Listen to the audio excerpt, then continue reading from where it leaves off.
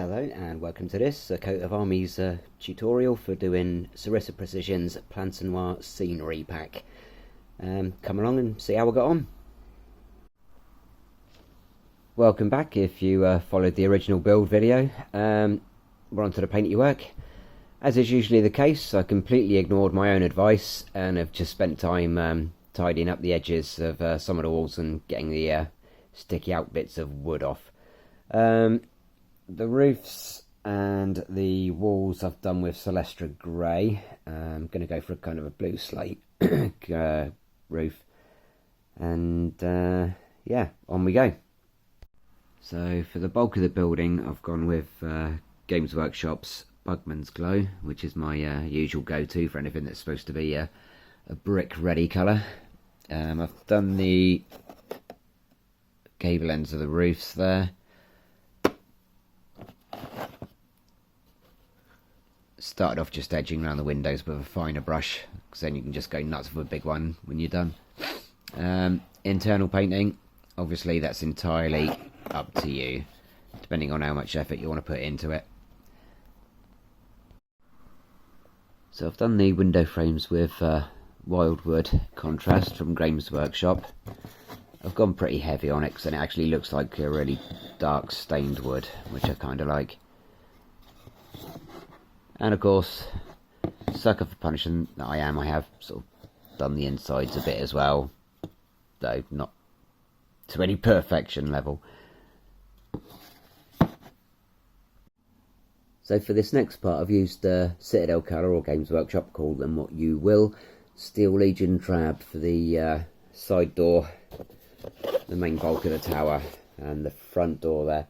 It's one of these rare occasions where I would actually have preferred to have used a contrast paint, because they just give a better woody looking effect. But I ain't done yet, and we'll see how this turns out once it's had an ink wash or two. So happy days, onwards and upwards.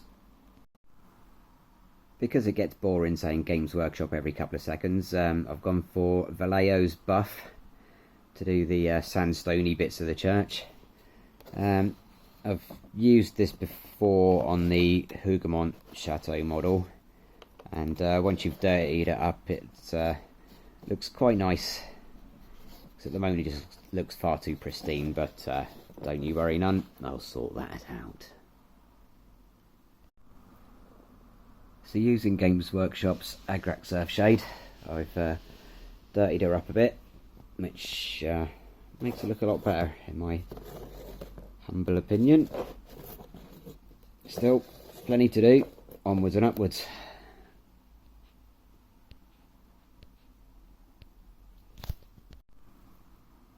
Games Workshop's Night Haunt Gloom wash for the roof slates. I've used this before on the Hay Saint, and I'm very happy with the results when I'm finished with it.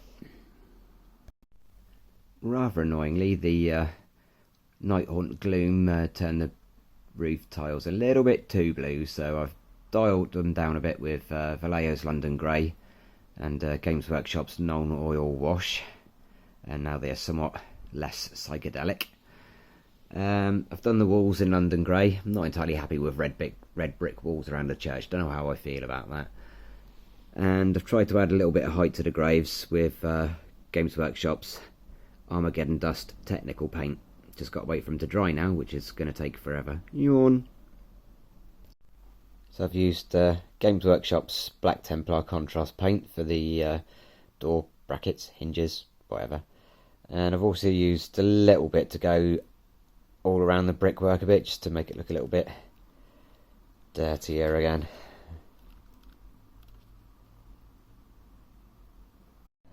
Okay, so I've done the base of the walls with Games Workshop's Stirland Mud technical paint, and I've done the graves as well there. Using Games Workshop Celestra Grey, I've now gone over the roofs again to make them look a little less dark and a bit more slaty, and I've done the same with the walls and the gravestones there. So I've glued the static grass on. The graves, I've done a bit of a pale grey dry brush over them and a little bit of dappling with a couple of greens, and they haven't come out too bad. As a side note, if you want the greys to stand out a bit more than mine do, build them up a little bit higher, because that hasn't quite worked, but never mind. For the walls, again I've done a little bit of light grey and green dappling and dry brushing.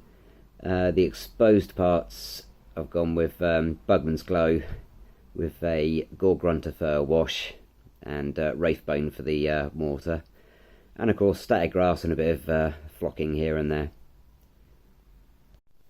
So here we have the finished church of Plancenoit. I'll give it a quick, very careful turn around.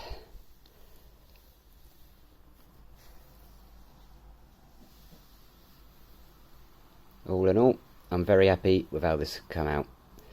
Obviously I've got to get it on a board at some point, but I'm in no rush for that. But there we go, boys and girls. Job done.